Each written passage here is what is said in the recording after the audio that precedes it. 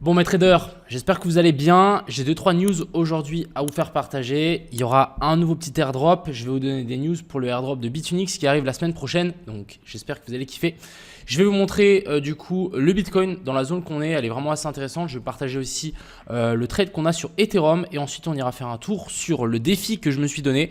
On verra ce que ça donne. Je ne me suis pas fixé de deadline, mais à mon avis on peut vraiment faire des choses intéressantes. Et on ira voir 2-3 altcoins qui sont dans des zones très intéressantes parce qu'ils ont bien pumpé en laissant max de liquidité au sud dans une tendance baissière. Donc à mon avis, on va avoir des petits shorts si on a une confirmation. Donc c'est ce qu'on va checker ensemble aujourd'hui. Et bien évidemment, ces shorts seront pris pour essayer d'arriver au défi. Je vous souhaite à tous un bon visionnage. J'espère que vous avez passé un bon week-end. Je vous souhaite à tous aussi une excellente semaine. On est parti. Crypto, million. Crypto, million.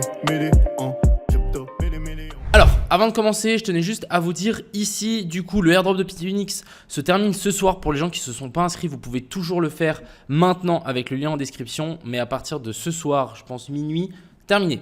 C'est fini et du coup il y aura la distribution la semaine prochaine. Tout sera automatiquement airdrop sur votre compte. Et du coup on en a un autre, je vous dis hein, j'ai gratté, je suis en train de gratter à vraiment pas mal d'exchanges, plein de trucs pour vous vu que les temps sont durs pour tout le monde.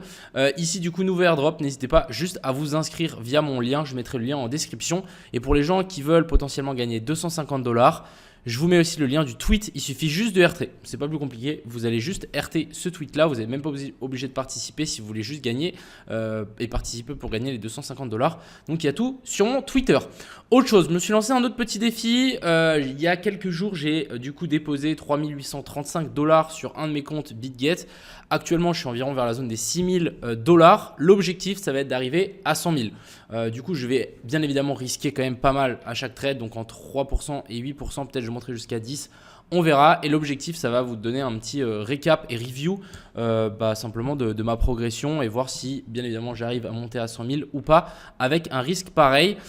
Pour les gens qui veulent voir mes trades et comprendre où j'en suis etc, tout sera expliqué et partagé dans Crypto Pro. Donc si jamais ça vous intéresse de participer à votre côté, de votre côté n'hésitez pas à rejoindre. Il y aura tout là-dessus, peut-être je partagerai 2-3 trades en public, ça vaut toujours la peine.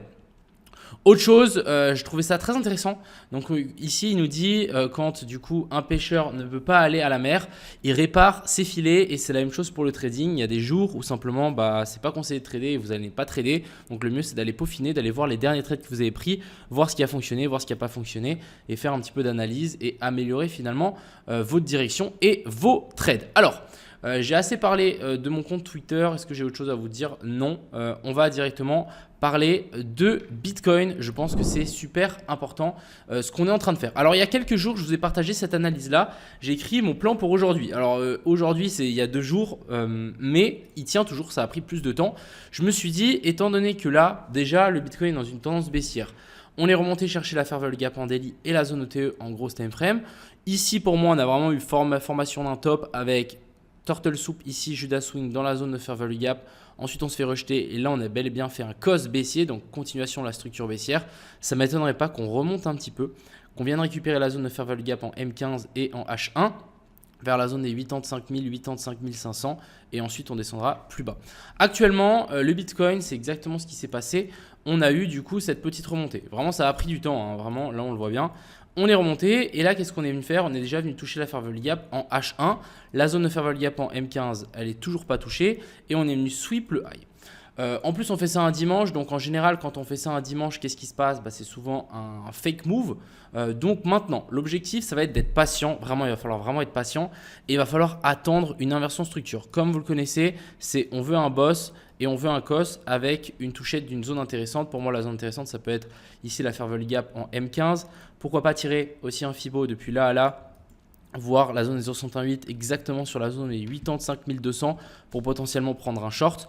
Bien évidemment, il nous faut une confirmation en low time frame. Si on n'a pas de confirmation en low time frame et que finalement on continue à monter, ça veut dire que la tendance qu'on a ici en haussier, donc là on a un cos, là on a un cos, est toujours valide et on fait des plus bas toujours plus haut. Et si finalement la zone d'OTE ici ne se fait pas rejeter, ça voudrait dire qu'on va sans doute chercher la zone OTE de tout le mouvement baissier. Du coup, ça peut quand même nous faire un très joli petit rallye et venir récupérer ici vers la zone des 98 000, voire jusqu'à vers la zone des 102 000 avec une prise de liquidité sur ces zones-là. Donc vraiment, on a un paquet de liquidités. Et si, à mon avis, on remonte chercher ces zones-là, on peut potentiellement se prendre un coup de marteau et on redescendra plus bas. Ce sera une excellente zone de short. Donc voilà un petit peu le topo que je surveille actuellement sur le Bitcoin. On va surveiller bien évidemment cette zone-là. Alors, je dis encore une fois, c'est pas parce que j'attends cette zone-là que ça va obligatoirement s'inverser. Moi, j'attends simplement une confirmation de tendance et dès que on aura un changement de caractère, on pourra shorter directement. Voilà pour le Bitcoin. Pas grand-chose d'autre à dire. C'est relativement mou. Clairement, je pense qu'on a des liquidités qui sont en train de s'accumuler ici au sud. Au nord, c'est en train d'être pris. On verra ce que ça donne. Pas de confirmation, pas de trade. C'est hyper important. Ensuite, du côté de l'Ethereum, alors, j'ai pris ce petit long ici. On a vraiment un setup assez intéressant, je trouve, sur Ethereum. On est quand même venu récupérer la grosse zone de fair value gap ici en weekly. Et on est en train de remonter tranquillement. Et moi, ce que j'ai vu hier, je trouvais très intéressant. Alors, je vais juste enlever les dessins. Vous voyez que la bougie ici, orange, elle nous a créé un petit gap, donc une petite zone de fair value gap en daily. Et ensuite, ici, on est venu s'appuyer dedans et on est directement reparti. Donc, très bien. Je l'ai noté ici, fair value gap daily. Elle a été touchée et là on est reparti à la hausse. Donc franchement très bien. Autre chose que j'ai vu qui était très intéressant, c'est ici vous voyez la fair value gap en 4 heures. Donc de là à là, elle a été très bien respectée jusqu'au moment ici où avec cette bougie on a fait un breakout. Donc en fait quand on fait un breakout de la zone de fair value gap, ça veut simplement dire que on a fini finalement la confirmation et le retournement dans celle-ci. On confirme et ensuite après en 1 heure j'ai vu qu'on avait laissé une petite zone de fair value gap intacte ici avec ici une petite inversion structure, donc bam et bam, on redescend chercher la fair value gap. Donc moi je suis rentré exactement sur sa zone de fair value gap et l'objectif ça va être de target. Je pense qu'ici sur l'Ethereum on peut target assez haut. Je verrais bien un joli petit pump qui vienne chercher du coup directement ici la zone des 2152 dans la zone d'OTE. Pour moi, ça serait vraiment très intéressant. Donc voilà, j'ai tenté ce petit long. On verra comment ça se passe. Ça dépendra aussi du Bitcoin. Si vraiment on fait une inversion structure dans cette zone-là, bien évidemment, je vais couper mon short, mon long, excusez-moi, sur Ethereum. Et si jamais on fait du coup une inversion structure ici baissière, voilà, je coupe mon long sur Ethereum et je short Bitcoin. Je pense que ça peut être assez intéressant. Ensuite, je vais vous parler de d'autres petites charts. On a le hype très intéressant. Donc lui, il est monté un petit peu plus haut. Moi, je me suis dit qu'on pouvait potentiellement faire une inversion structure ici, mais finalement nada. Et malheureusement, moi, j'ai tenté de shorter par là, sauf que j'ai pas attendu une inversion structure en low time frame. Et comme vous pouvez le voir, on a juste tout pété à la hausse. Donc voilà, je me suis pris mon SL là-dessus. Par contre, on est venu récupérer une fair value gap ici. Alors, on n'a pas de fair value gap par contre ici. On en a une autre ici en daily un petit peu plus haut. En 4 heures, on est venu récupérer toutes les liquidités. Donc, à voir si on a une inversion structure ici. Encore une fois, moi, je surveille. Ce que je trouve assez intéressant, c'est qu'en weekly, vous voyez que là, on est parfaitement dans la zone de fair value gap. Donc, en vrai, ça ne m'étonnerait pas que la semaine prochaine, on ait une bougie rouge. On verra. Franchement, les gars, je ne sais pas trop encore. Mais je le trouve assez intéressant à surveiller. Et puis, si on regarde ici en low time frame, on a quand même de nouveau une inversion structure. Alors, encore une fois, ça va prendre avec des pincettes parce que là, clairement, dans une tendance haussière. Donc, est-ce que cette inversion structure va nous inverser le marché? Je ne sais pas encore. Mais si on a une inversion structure en low time frame dans cette zone-là, ça peut être pas mal de tenter au moins pour récupérer ce qu'on a laissé là. Donc, on verra. Je le surveille tranquillement. Ensuite, je veux vous parler de Tao. Tao, il est bien remonté. Il est venu chercher notre zone intéressante. Alors, Tao, déjà, tendance baissière clairement. Ici, on a eu sweep du high, donc vraiment, on vient récupérer la poche de liquidité au-dessus de ce sommet. Et ensuite, qu'est-ce qu'il est venu faire? COS, donc là plutôt boss et COS. Magnifique. Et du coup, là, on est en train de laisser vraiment masse liquidité ici au sud. Donc, si on a une inversion structure dans cette zone-là, idéalement dans la fair value gap ici en H1, pour moi, ça peut être un super short à prendre et target directement ces liquidités ici en dessous. Donc, clairement à surveiller. Et j'aime bien le fait, on descend en ascenseur, on monte en escalier tranquillement. Ensuite, je voulais vous parler du PP. Je vous en ai déjà parlé. J'attends toujours un potentiel rebond pour essayer de trouver quelque chose. Mais après, le reste des alts, je ne vais pas mentir, j'attends toujours un petit pump un peu plus haut. Même chose pour le ADA. C'est pas très convaincant pour le moment ce qu'on est en train de faire. Vous voyez, les mouvements sont vraiment chiants. On monte tranquillement en escalier, mais bon voilà, on se fait plus ou moins chier, vraiment, on va pas se mentir. Il nous faudrait vraiment, pourquoi pas, une hausse un peu significative sur la plupart des altcoins. Et on va finir aujourd'hui avec le Fartcoin, vous allez rigoler.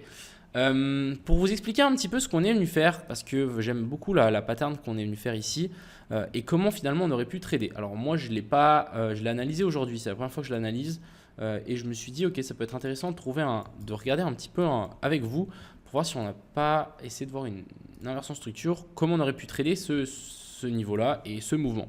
Alors déjà ce qu'il faut comprendre, c'est que là la tendance clairement était bel et bien baissière. Si on passe en 4 heures, on avait eu là, on a eu un cos, ici on a eu un cos, je le prends exprès parce que vraiment il est très compliqué. Là, vraiment à chaque fois ici vous voyez qu'on a eu des cos, sauf que quand on a eu le dernier cos ici, vous voyez la hausse qu'on est venu faire, on est venu chercher plus haut et du coup finalement c'était celui-là qui a fonctionné. Ensuite là on en avait un, on n'a pas réussi à nous faire un nouveau plus haut, par contre on vient nous faire directement un nouveau plus bas. Ici on vient prendre une mèche, je vous dis il est assez compliqué. Tout ce qu'on peut voir ici en 1 heure, en gros très compliqué. On a vraiment un sweep de slow, mais comment être sûr que à chaque fois on vient resweep, pourquoi pas, on pourrait très bien resweep une nouvelle fois. Donc des fois je vous dis les bottoms sont pas si faciles à trouver et à décerner. Là franchement pour moi impossible. Ok, on a une zone de fair value gap inversée ici après un sweep. Donc ça c'est clairement un signe de retournement, mais rien nous dit que ça allait retourner autant le mouvement à la baisse. Ce que j'aime beaucoup ici par contre, c'est le sweep de slow là. Donc là vraiment on a eu un très très joli petit sweep. Et ensuite après ce sweep, qu'est-ce qui s'est passé? On est venu récupérer la zone des 0,68 donc de tout ce mouvement. Et du coup là finalement on aurait peut-être pu prendre notre premier long sur ce niveau là. On est venu chercher la grosse zone de fair value gap ici, c'est même pas si précis que ça. On est quand même venu chercher cette FVG qu'il y avait là. Donc assez intéressant. Ensuite pas d'inversion structure en low time frame, rien qui nous dit que ça va repartir. On repart. Là, on a une petite correction en A, B et puis C. On n'est même pas venu sweep le low. Et ensuite, après, on a continué à monter. Ici, on est venu chercher la petite FVG qui était restée ici. Bref, très compliqué. Donc, vraiment, je le prends comme exemple. Ce n'est pas parce que des fois, on rebondit et on n'a pas de setup que ce n'est pas forcément un bottom. Ici, on le voit bien. On n'a pas eu de setup. Mais pour autant, il est vraiment en train de décoller. Il s'est vraiment envolé beaucoup plus haut que ce qu'on espérait. Donc, je pense que c'est très important de vraiment prendre des fois un petit peu du recul et vous dire ok, c'est très possible que ça rebondisse ici. Moi, je ne peux pas trader, c'est pas grave. Je ne sais pas si ça va remonter ou pas, mais en tout cas, je ne mets pas d'ordre, on ne sait rien. Et voilà, je pense que c'est hyper important de se dire que des fois, en tant que trader, on ne sait pas dans quelle direction ça va partir. Et vraiment, moi, simplement, il faut trader les patterns. Donc vraiment, les zones intéressantes, si on a quelque chose dans ces zones intéressantes, ça peut être intéressant de prendre un long ou de prendre un short. Mais si on n'a rien, on n'a rien et on va dehors, on va faire autre chose. Voilà un petit peu ce que je voulais vous expliquer aujourd'hui. J'espère que du coup cette vidéo vous a plu. N'hésitez pas à aller participer à ces petits concours. Encore une fois, j'essaie de vous donner le maximum de trucs. Donc ça passe par là. Et puis, je vous souhaite à tous une agréable fin de journée, une excellente semaine. C'était Crypto Million. Ciao.